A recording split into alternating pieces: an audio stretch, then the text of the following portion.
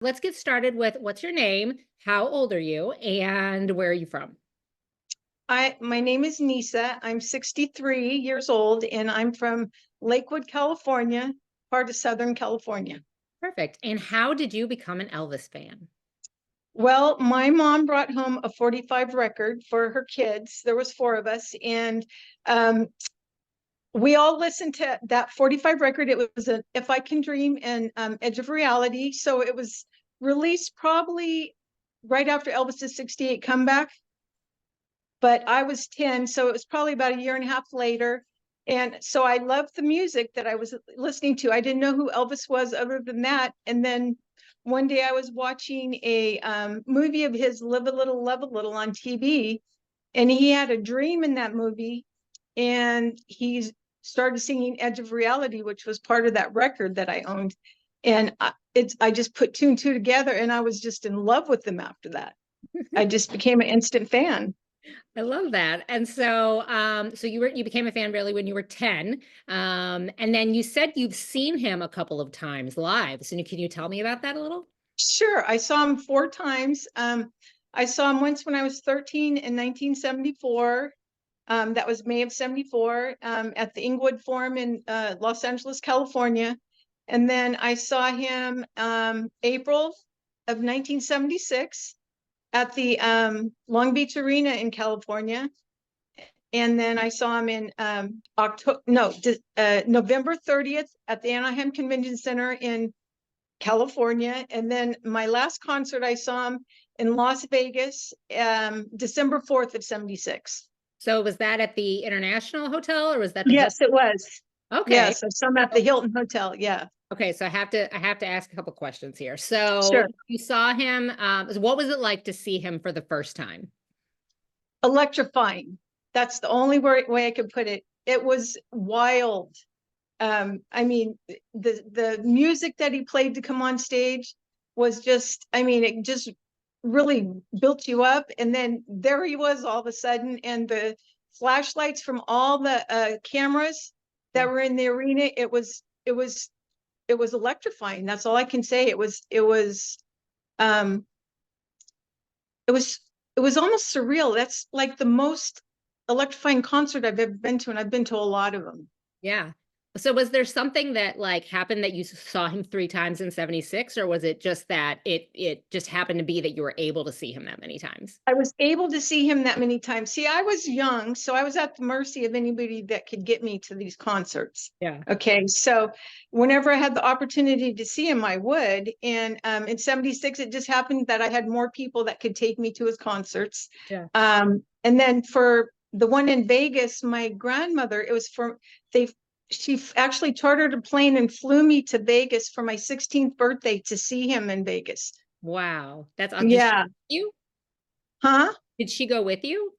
She went with me as well as a cousin and his wife. So Okay.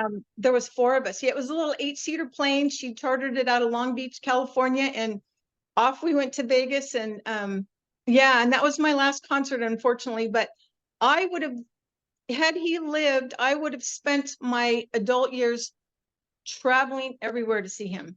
Yeah, absolutely. So a lot of people say, he was starting to kind of like lose steam as he was getting older, as he got into, starting to get into 77. Did you see that in 76, or was he still as magnetic as ever?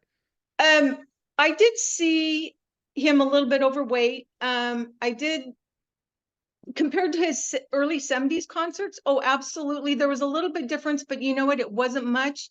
And I loved him. It didn't matter. I mean, he could have been 400 pounds and mumbling his words, and I still would have loved him. So Yeah, you said you were 16 when he passed away. I think that's what you I said. was. So where were you? What were the circumstances when you heard that he passed away?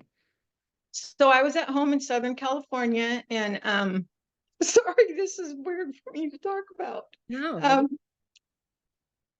I knew this would happen. I'm Yeah. sorry. No, it's totally fine. I get it. You just have to realize he was such a part of my life as a teenager. Anyway, I was at home. I was doing yard work in my front yard, and it was still school break for us in the summertime. And my phone rang in the house,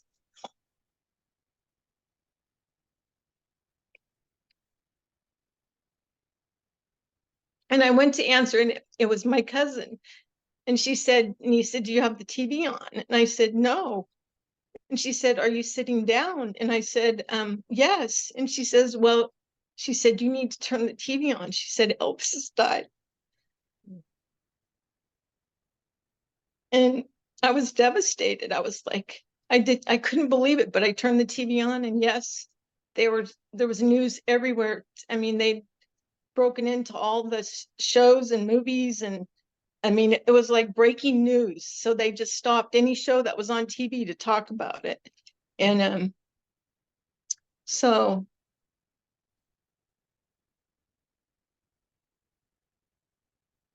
I actually haven't talked about that since he died, Oh, to be wow. honest with you. Yeah. I have to say it was harder for me, I think, when he died, because when I was 13, my own father passed away suddenly at the age of 39. Mm. And from a heart attack. And it was Elvis's music and his gospel music and everything that helped pull me through that difficult time. And so then 3 years later, I mean, here's Elvis himself dying, and I was literally lost. I thought, oh my God, so it was hard. It was really hard for me. Yeah. So what was the next couple of, obviously it's an emotional thing for you. So like what were the next couple of months like? I mean, did you have like a community of people who were Elvis fans that you could talk Oh to? my God. Or was it just, what was that like? So anybody and everybody who knew me knew that I was an Elvis fan. Hmm. And so when they heard that Elvis died, I had people calling me, giving their condolences as if I'd lost a family member. But no, it was a very, very sad time, because I had just read his book that came out, Elvis, What Happened, 2 weeks before he passed. Yeah. So I knew of his struggles. I was already sad when the book came out, but not so much about what I read in it, but because he had people that he trusted that wrote that book, and I could just only imagine what he felt like, Yeah. and the book only put together pieces that the news had been telling me over the years about different things, why he had to cancel this show and all that. The book kind of pieced things together a little bit. The book did not make me like him or love him any less. If anything, it just helped me to see that he was a person, like he was a real person, instead of, because back then they had the image that they wanted you to know, there wasn't all that we know now about Elvis, which is a lot. Yeah. Okay. And so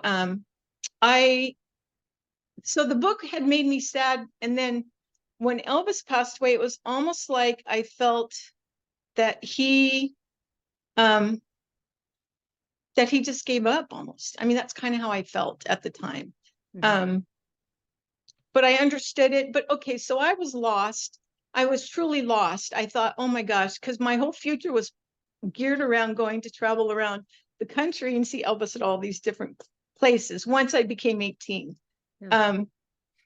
But so honestly, what happened to me was I was so sad and I was so lost that his gospel music had always ministered to me. And I wasn't raised religiously by any means.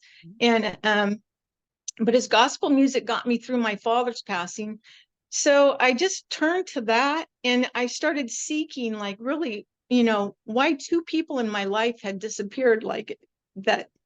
And I bought a beginner's Bible, and I just started reading this Bible in search of answers of why I was losing people so young that meant something to me. And literally, and I've shared this story a million times with people. Elvis, I became a Christian after that. It's like I was so lost, and I just started reading this Bible, like, why? And it's Elvis's gospel music that led me to that place. Yeah. And then I became a Christian, and it kind of helped to heal me a little bit, but it took a long time for me to get over Elvis passing. Yeah. I talked to the person who is like the original Angie Marchese at Graceland. And Miss Yvonne is her name, and she's very old now, and she's like a greeter at Graceland.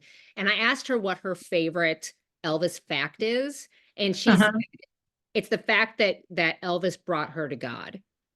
That's And what, he did me too. yeah. I'm telling you, and I've shared that story. I've shared it with the therapist that I had gone to see, and she said that that whole thing from the time I became an Elvis fan was leading me up to that point, and I was like, wow, that's amazing. I have one more question. You've been a fan for a very long time. So today, what does being an Elvis fan mean to you? Well, because I have a history as an Elvis fan, I think I- I'm gifted to be a part of his legacy and to have experienced him when he was alive, and that we just know so much more about him. I'm just even prouder to be an Elvis fan. I mean, there's I never get tired of his music. I never, to this day, I still just love to learn things about him. And I think he will go on for eternity. I mean, as long as people are talking about his music. But I'm proud to be an Elvis fan.